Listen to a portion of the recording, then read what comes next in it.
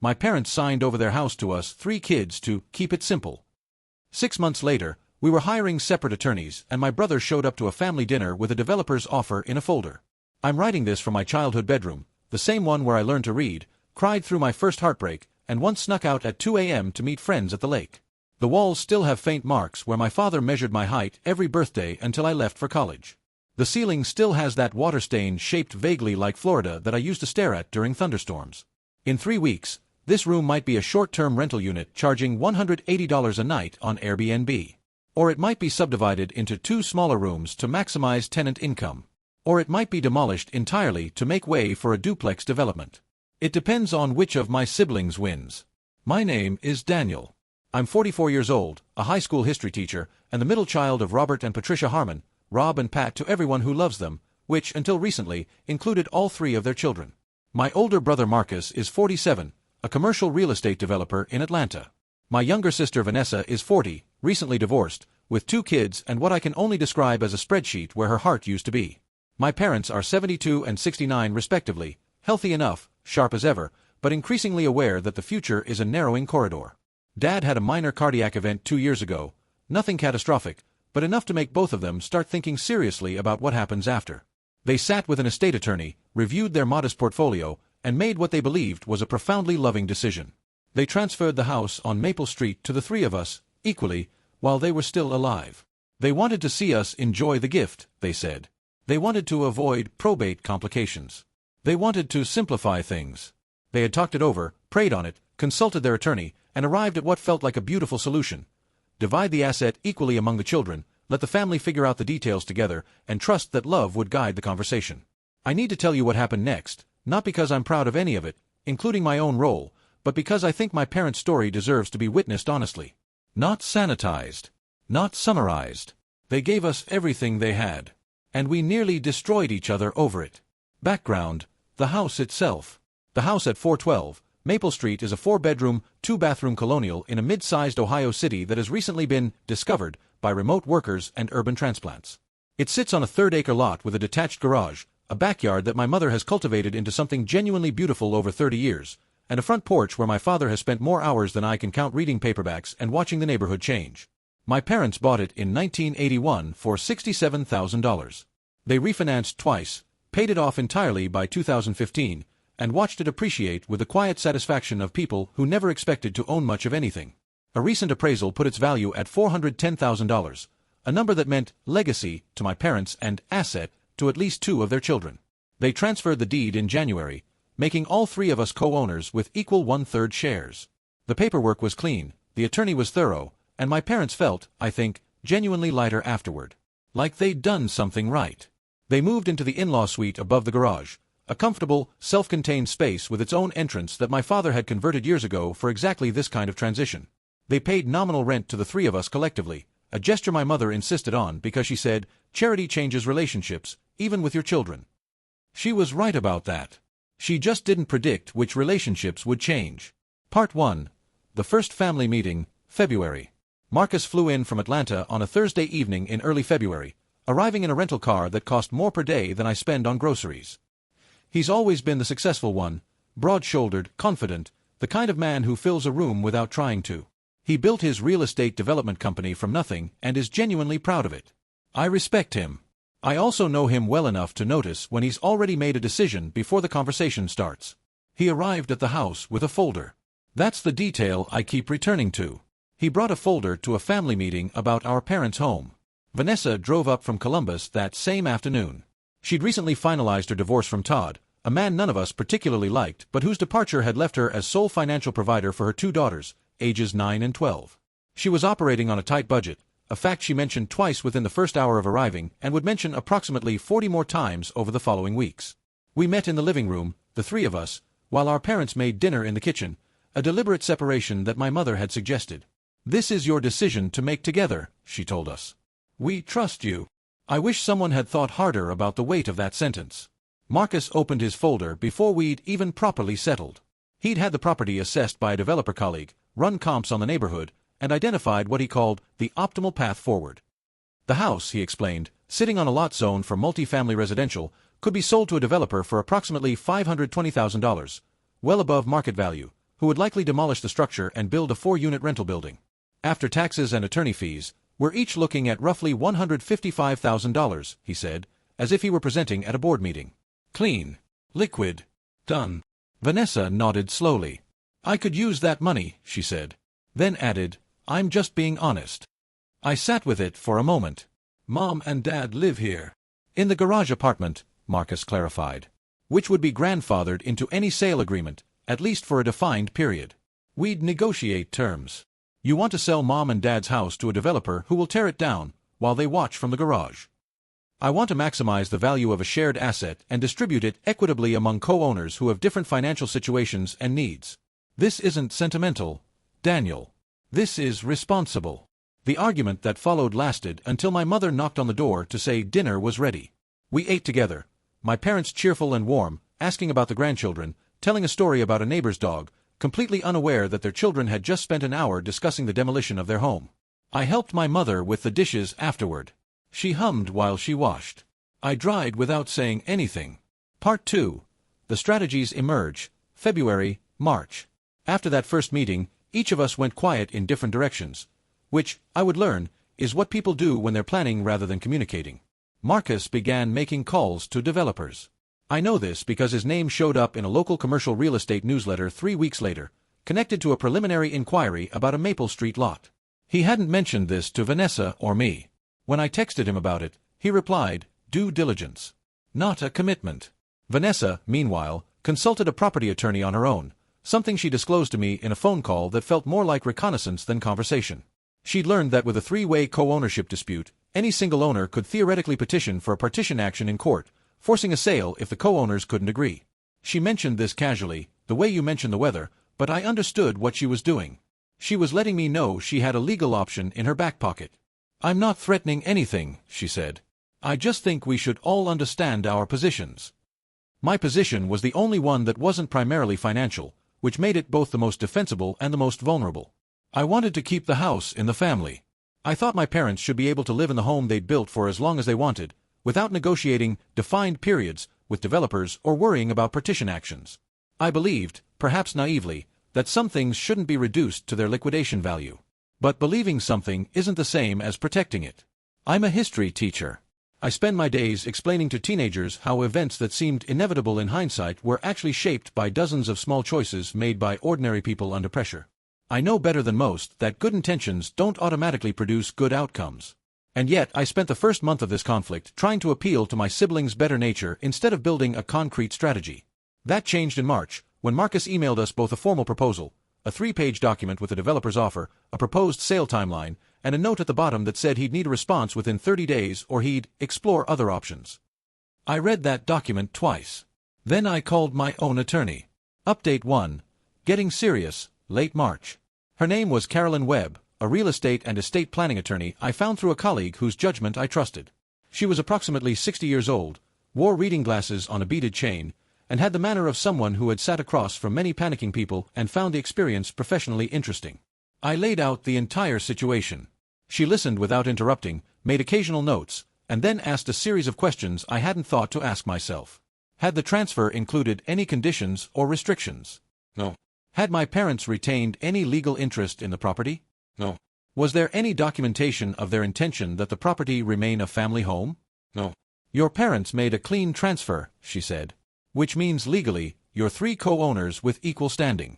Emotionally and morally, you have a strong argument. Legally, you're in a more complicated position than you'd like. But she identified several important things I could do. First, I could document my parents' stated intentions, not through the original deed, which was already filed, but through supplementary communication.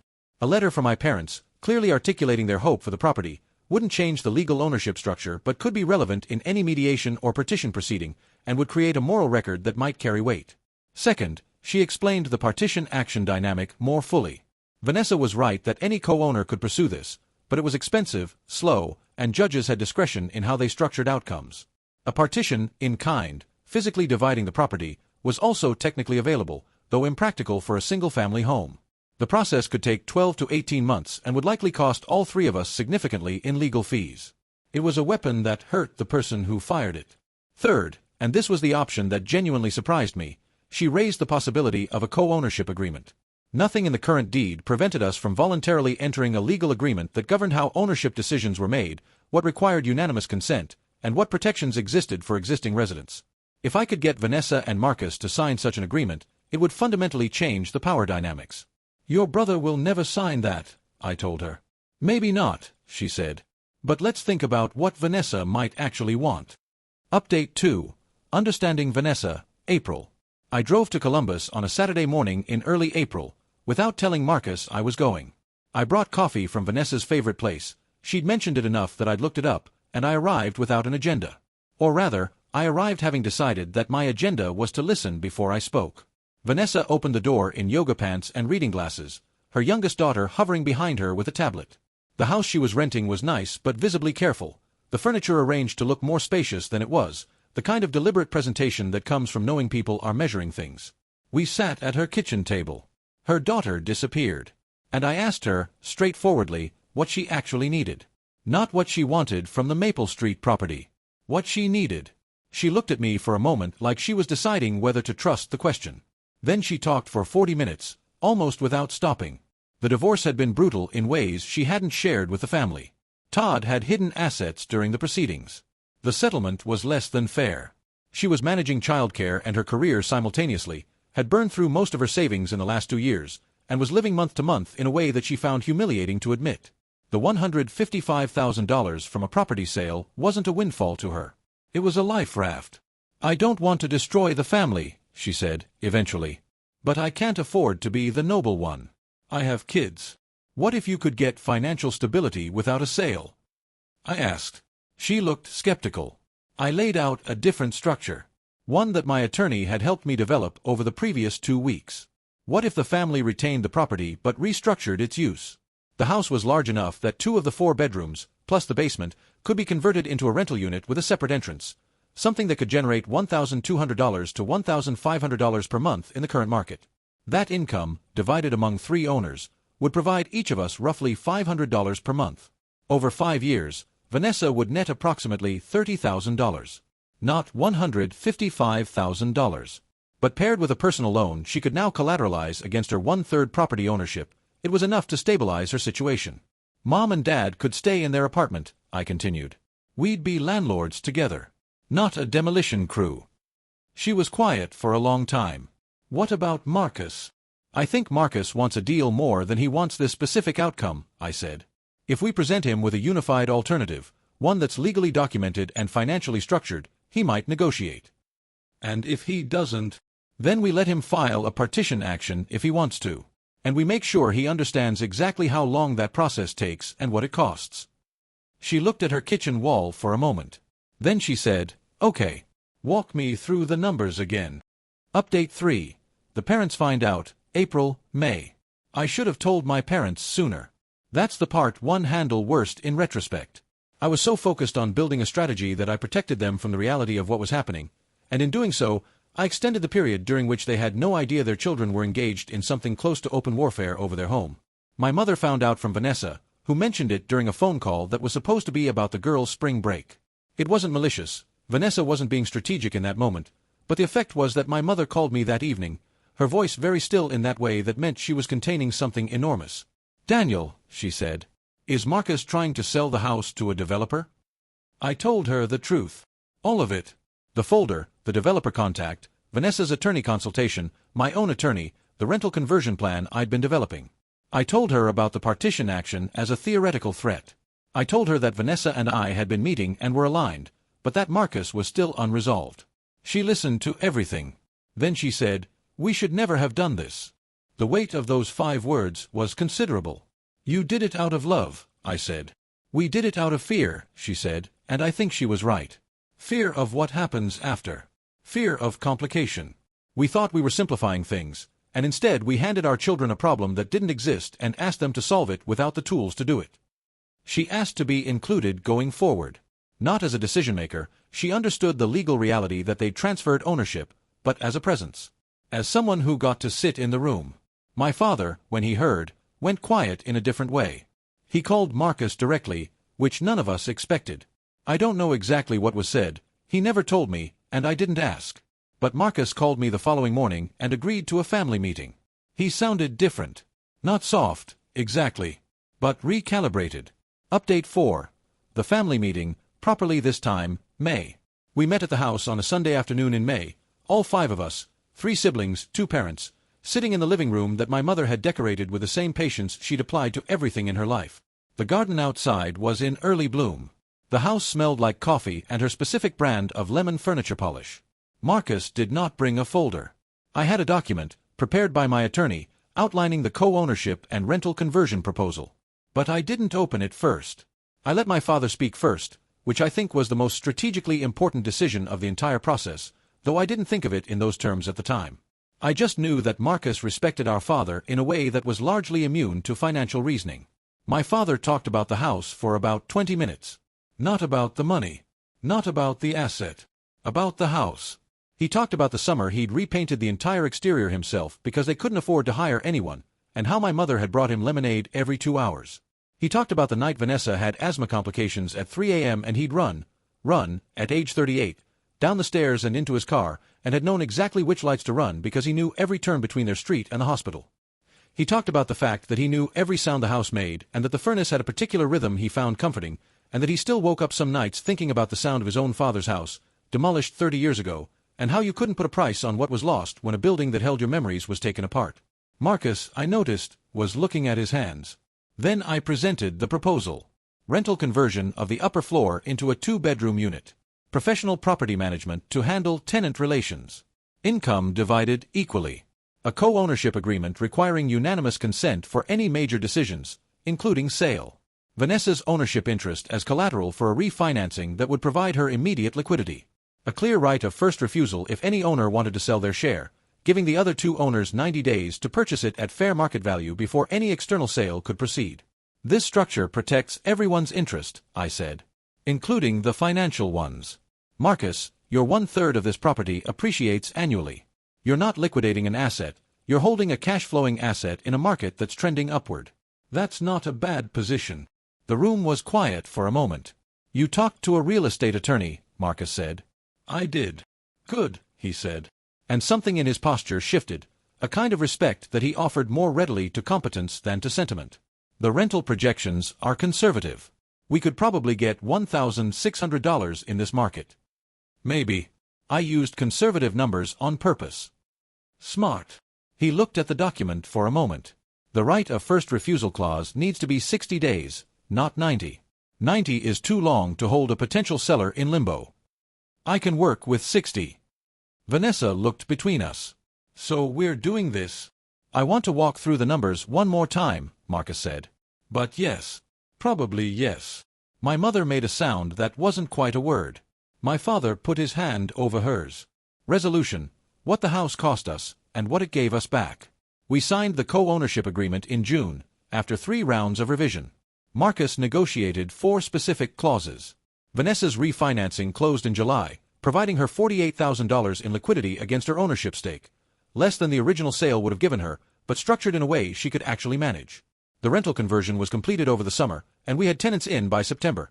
A young couple, both remote workers, who found the neighborhood charming and left a 5-star review on the property management company's platform within 2 months. The monthly income, after management fees and a maintenance reserve, comes to about $1,380. Divided 3 ways, that's $460 per month per owner. Not a fortune. Not nothing. My parents are still in their garage apartment. Last weekend, my mother knocked on the tenant couple's door with zucchini bread, something she does for new neighbors, and the woman apparently stood at the door holding it with an expression my mother described as, like she'd never seen bread before. They had coffee together. My mother came back to her apartment delighted. My father added a new height mark to my old bedroom doorframe, this time for my nephew, Vanessa's youngest, who has apparently been asking to sleep over in the big house since she first visited as a baby. The tenants thought it was charming. They agreed to leave the doorframe untouched. I've thought a lot about what happened to our family between January and June of this year. About the specific texture of how a gift becomes a wound, not because of malice but because of assumptions. The assumption that love means agreement, that shared history means shared values, that the people who grew up in the same house will want the same things from it when they're grown. Marcus is not a villain in this story.